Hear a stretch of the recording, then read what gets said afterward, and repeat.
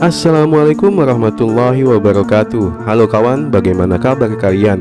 Saya doakan semoga selalu sehat dan bahagia dimanapun kalian berada. Kita berjumpa lagi kawan dalam alur cerita film di Ahmad Irwan Channel. Yang kali ini kita akan kembali membahas sebuah film bergenre action war dari film yang rilis perdana di tahun 2021, yaitu The Battle of Lake Changjin. Film yang disutradarai oleh 3 sutradara terkenal Cina ini diperankan oleh banyak bintang-bintang papan atas Cina seperti Wu Jing sebagai Wu Qianli, Hu Jun sebagai Lei, dan banyak bintang lainnya. Jadi untuk mengetahui seperti apakah keseruan ceritanya, maka tanpa berlama-lama lagi kita langsung saja ke alur cerita filmnya. Di awal film nampak seorang pria yang merupakan seorang tentara Cina atau yang lebih dikenal dengan Tentara Pembebasan Rakyat Tiongkok yang sedang dalam perjalanan kembali ke kampung halamannya untuk melepas rindu terhadap kedua orang tua dan saudaranya yang telah lama dia tinggalkan saat melakukan tugasnya, yaitu berperang mengusir penjajah Jepang, dan tentara tersebut bernama Wu Qianli. Yang begitu tiba di rumahnya yang merupakan sebuah rumah perahu, Wu Qianli pun melepas rindu terhadap kedua orang tuanya dan juga adik bungsunya, yaitu Wu Wanli. Yang di saat itu juga Wu Qianli pun juga membawa pula abu jenazah kakaknya, Wu Baili, yang juga seorang tentara seperti dirinya yang gugur saat berada di medan perang. Dan di saat sedang menghabiskan waktu bersama keluarganya, Wu Qianli pun melarang permintaan si bungsu Wu Wanli yang ingin mengikuti jejak kedua kakaknya yang telah menjadi tentara nasional Tiongkok. Lalu tidak lama setelah Wu Qianli menghabiskan waktu bersama adiknya tersebut, tiba-tiba saja dari luar terdengar suara teriakan beberapa tentara berkuda Tiongkok yang membawa perintah resmi dari kesatuan Wu Qianli yang memintanya untuk segera kembali bertugas secepatnya. Yang setelah itu jauh di perbatasan utara Cina pada tanggal 15 September 1950, Amerika dan sekutunya di bawah bendera PBB berhasil merebut kembali wilayah selatan Korea di daerah Incheon, yang mana komando dari armada Pasifik gabungan tersebut dipimpin oleh seorang jenderal besar Angkatan Darat Amerika, yaitu Douglas MacArthur, yang berhasil menghancurkan pertahanan dari militer Korea Utara di Incheon dan kemudian membuka pangkalan militer Amerika pertama di wilayah tersebut.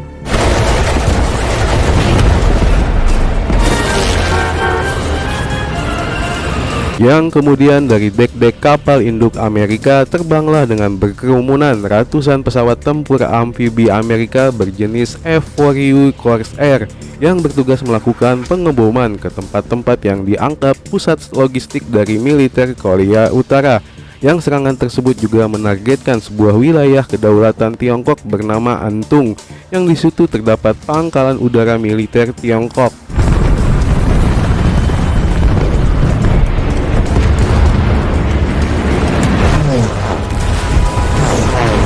Dan karena serangan brutal tersebut di Beijing pada tanggal 4 Oktober 1950, para petinggi dari pemerintahan Tiongkok pun berkumpul di gedung kepresidenan Zhongnanhai yang dipimpin langsung oleh orang nomor 1 di pemerintahan Tiongkok pada saat itu, yaitu Presiden Mao Zedong, untuk membahas mengenai keadaan darurat militer Tiongkok yang telah secara sepihak mendapatkan serangan dari pihak Angkatan Udara Amerika, dan juga mengenai pendaratan dari Divisi 7 dan Divisi 24 Angkatan Darat Amerika di Incheon di bawah pimpinan Jenderal MacArthur, yang kapan saja akan siap melintas ke kawasan paralel 38 di Korea, yaitu sebuah kawasan perbatasan imajiner zona gencatan senjata sementara yang disepakati oleh kedua belah pihak Korea melalui sebuah perjanjian militer, yang karena hal tersebut maka kedaulatan wilayah Tiongkok pun berada dalam ancaman serius.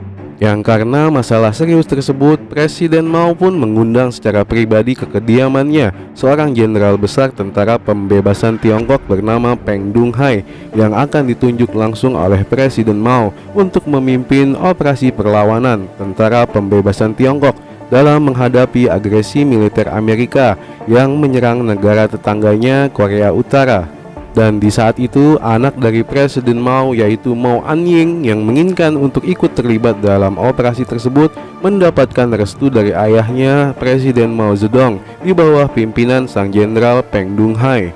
Lalu kemudian di gedung kepresiden Zhongnanhai, Presiden Mao secara resmi mengumumkan untuk berperang membantu Korea Utara dalam melawan agresi militer Amerika di negaranya. Dan pada saat itu pula di depan para staf menterinya, Presiden Mao pun mengumumkan membentuk satuan tentara sukarela rakyat Tiongkok yang akan dikomandoi langsung oleh Jenderal Peng Dong-hai. Yang rupanya dugaan Presiden Mao memang benar. Melalui jalur komunikasi rahasia, Jenderal MacArthur yang berada di Jepang memerintahkan kepada seluruh jenderal lapangan di masing-masing divisi untuk bersiap melakukan pergerakan maju ke Sungai Yalu yang merupakan wilayah utara terluar Tiongkok guna menghabisi sisa pasukan Korea Utara dari wilayah tersebut setelah Angkatan Udara Amerika berhasil menguasai wilayah udara Korea Utara setelah berhasil merebut pelabuhan Hungnam.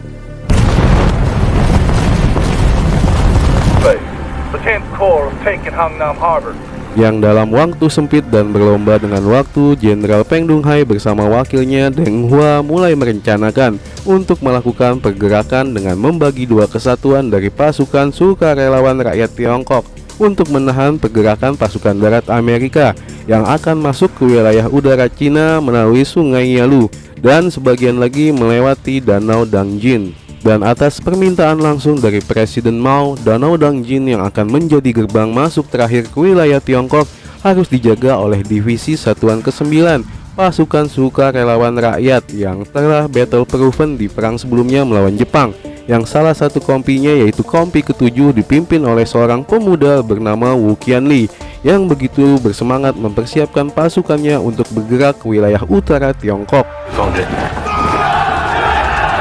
Namun di saat itu di luar dugaannya, Komandan tertinggi Satuan ke-9 Jenderal Song Silun yang datang memeriksa anggota Kesatuan ke-9 dan menitipkan seorang pemuda yang Jenderal Song Silun temui saat di jalan yang begitu sangat ingin bergabung dengan tentara sukarelawan rakyat Tiongkok kepada Wu Qianli, yang rupanya pemuda tersebut adalah si bocah yang sulit diatur, yaitu si bungsu Wu Wanli, adik Wu Qianli yang telah dilarangnya untuk ikut bergabung ke militer Cina.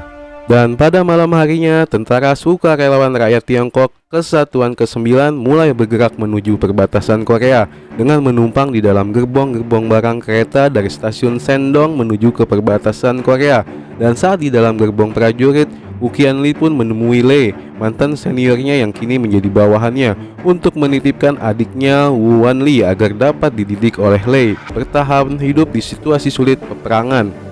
Dan setelah menempuh perjalanan yang cukup panjang, akhirnya tibalah kompi Kesatuan ke-9 di stasiun Jian Timur yang berada di perbatasan Cina. Di sana kompi gabungan ke-7 yang dipimpin Wu Qianli mendapatkan sebuah tugas khusus, yaitu membawa 20 radio transmitter ke Korea, yang setelah itu kompi gabungan ke-7 pun kembali melanjutkan perjalanan dengan kereta yang berbeda.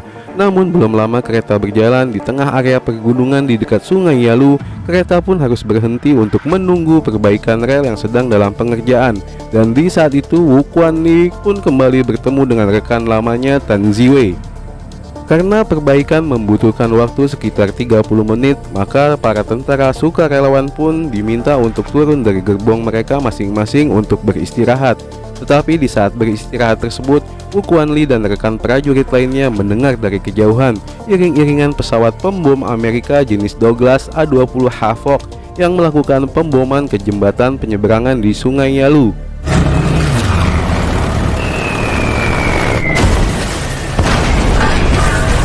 Yang setelah itu mengarahkan serangannya ke kereta tentara sukarelawan rakyat Tiongkok, yang hal tersebut membuat kucar-kacir para tentara dari Kesatuan ke-9. Wu Qianli pun memerintahkan kepada anggotanya untuk segera menyelamatkan logistik yang berada di dalam gerbong, khususnya radio transmitter yang mereka bawa.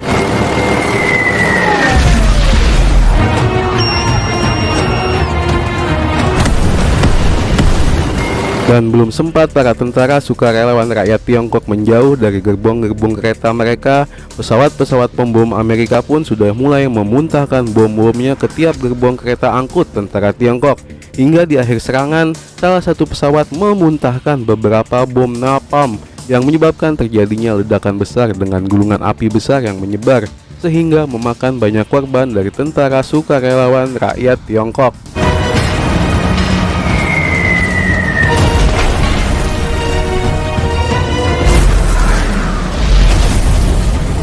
Dan untuk menghindari serangan serupa, Wu Kuanli dan para rekannya memutuskan untuk menempuh jalan yang berbeda dengan melewati celah pegunungan berbatu untuk menghindari deteksi dari pesawat patroli Angkatan Udara Amerika.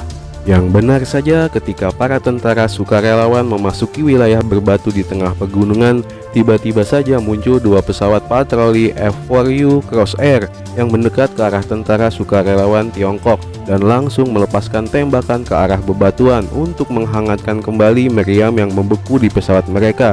Dan di tempat tersebut beberapa pasukan bersembunyi pun menjadi korban, yang salah satunya adalah rekan dari Wu Wanli, yaitu Qian Li.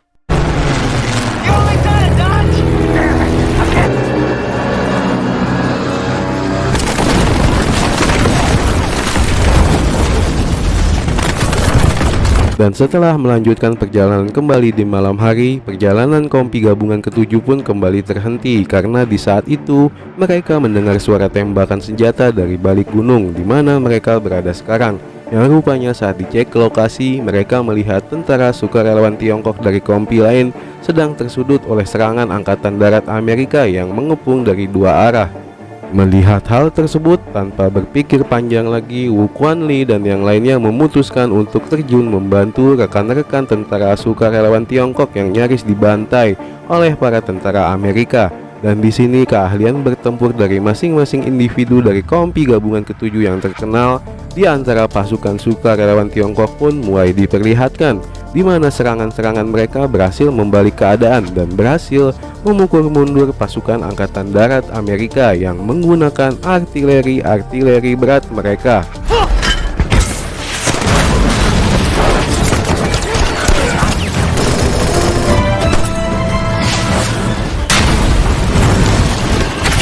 Lalu ketua peleton Lei yang diperintahkan oleh Wu Kuanli untuk tetap mengawal radio transmitter dan para ahli sandi berhasil memergoki konvoi kendaraan berat Angkatan Darat Amerika yang akan memberi bantuan ke pasukan Amerika yang sedang berperang. Dan tanpa berpikir lama pula, Lei pun segera mengatur strategi serangan sergapan kilat untuk menghancurkan Angkatan Darat Amerika tersebut.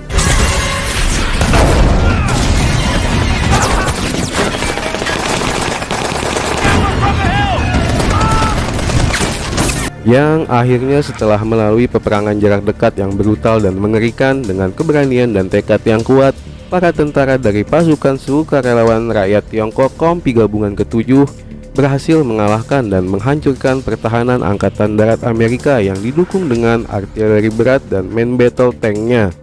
Dan setelah melanjutkan perjalanan kembali untuk melanjutkan misi, yaitu membawa dan mengawal radio transmitter dan para ahli sandi, Wu Kuanli dan yang lainnya akhirnya tiba di suatu lembah yang membeku, yaitu lembah Taiyudong, yang di sana rekan-rekan dari markas pertahanan terdepan telah menunggu mereka. Dan kompi gabungan ke-7 pun akhirnya mendapatkan tempat beristirahat yang baik di markas pertahanan pasukan sukarela di Korea.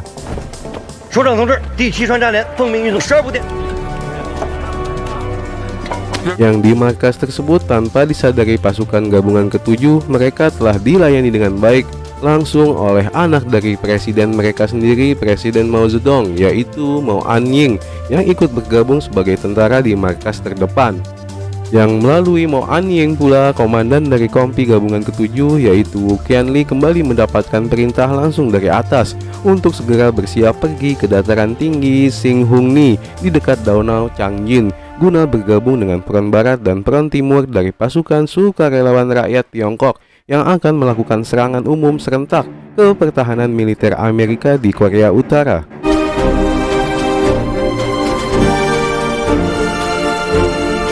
Dan pada tanggal 25 November 1950, setelah pasukan dari kompi gabungan ke-7 meninggalkan markas pertahanan terdepan di Taiyudong, Intel Angkatan Udara Amerika pun melaporkan ke Jenderal Oliver Smith selaku Panglima di Komando Gugus Tugas Korea Utara bahwa setiap pesawat yang melintas di dekat daerah Taiyudong selalu mengalami gangguan sinyal, yang karena hal tersebut maka dikirimkanlah 3 jet tempur Amerika yang mirip dengan jet T-33 Shooting Star untuk membombardir markas pertahanan terdepan Tiongkok. Yang di serangan tersebut, Mao Anying pun gugur karena berusaha menyelamatkan sebuah peta operasi serangan.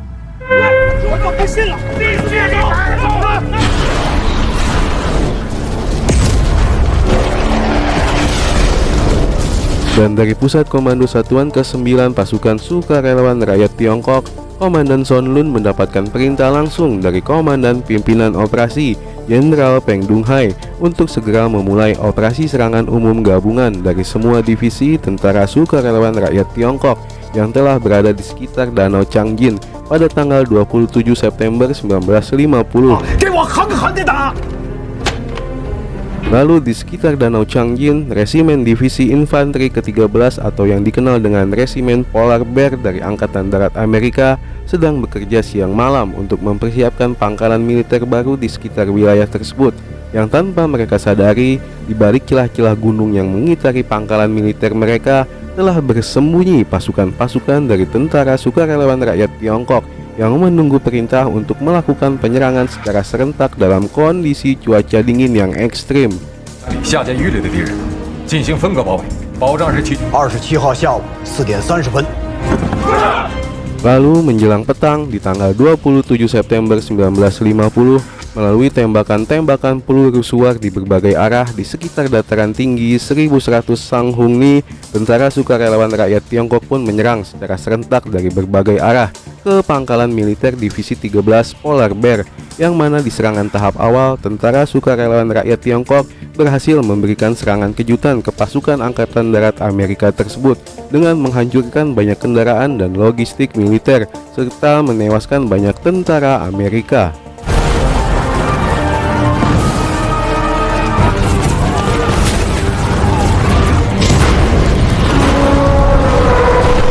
Dan dalam serangan kilat yang banyak memakan korban dari kedua belah pihak tersebut, Tentara Sukarelawan Rakyat Tiongkok harus terdesak dan banyak memakan korban jiwa dari para tentaranya ketika berhadapan dengan kumpulan tank-tank berat Amerika yang terus bertahan.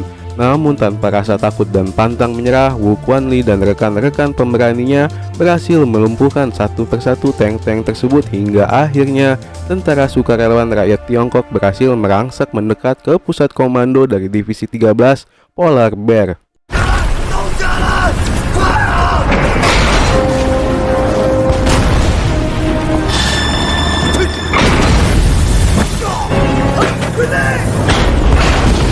Yang di saat itu, Wu Quanli selaku komandan tempur dari Kompi Gabungan ke-7 berhasil menembak jatuh Alan McClellan yang juga komandan tempur dari Divisi 13 Polar Bear, hingga akhirnya Alan tewas di ruang kerjanya sendiri karena kehabisan darah.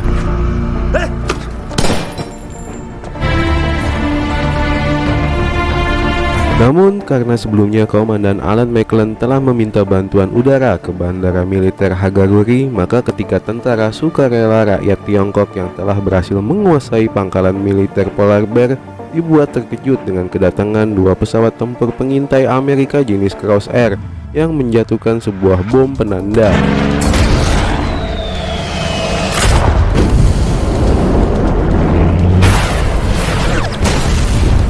Yang setelah itu terdengarlah suara iring-iringan dari konvoi pesawat-pesawat membom Amerika yang langsung memborbardir para tentara sukarelawan rakyat Tiongkok yang berada di daratan.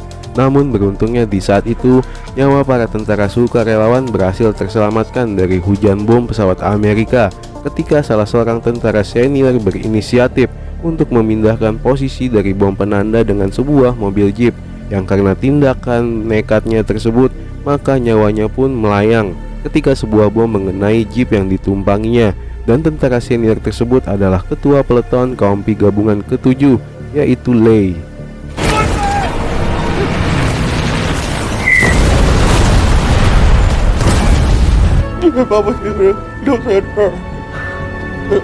Lalu di Bandara Hagaruri, Kompi ketiga Divisi 38 Tentara Sukarelawan Rakyat Tiongkok berhasil membuat kewalahan dan memukul mundur pasukan gabungan militer Amerika yang dipimpin langsung oleh Jenderal Oliver Smith.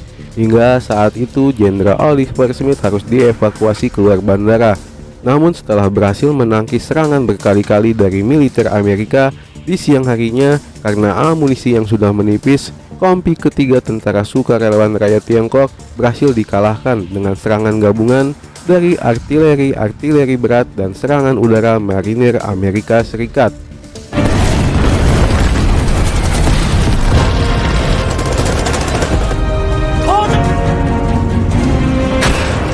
Dan Dan dalam perjalanan mundur ke dermaga Hungnam, pasukan Amerika yang dipimpin oleh Jenderal Oliver Smith melihat sebagian dari anggota Kompi ketiga tentara sukarelawan rakyat Tiongkok yang telah membeku dalam posisi siaga karena pada saat itu cuaca dingin di wilayah itu mencapai minus 40 derajat Celcius.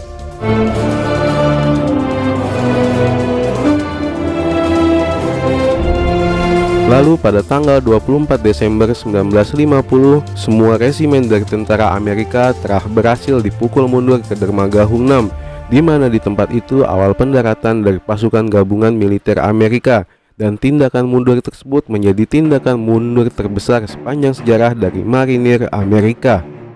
Dan operasi pembebasan wilayah Danau Changjin memberikan dampak besar pada pertempuran berikutnya melawan militer Amerika yang pada saat itu berada di bawah komando Jenderal MacArthur. Tentara sukarelawan rakyat Tiongkok berhasil sepenuhnya menghancurkan kecongkakan militer Amerika dan Jenderal MacArthur yang meyakini Amerika akan menang perang sebelum tahun baru tiba.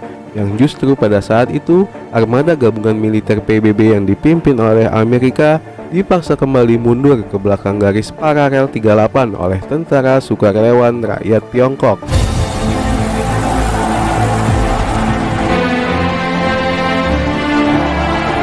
Dan film pun berakhir. Apapun hasil yang didapat dari sebuah peperangan, tetap saja peperangan membawa penderitaan dan kesedihan yang tak berkesudahan.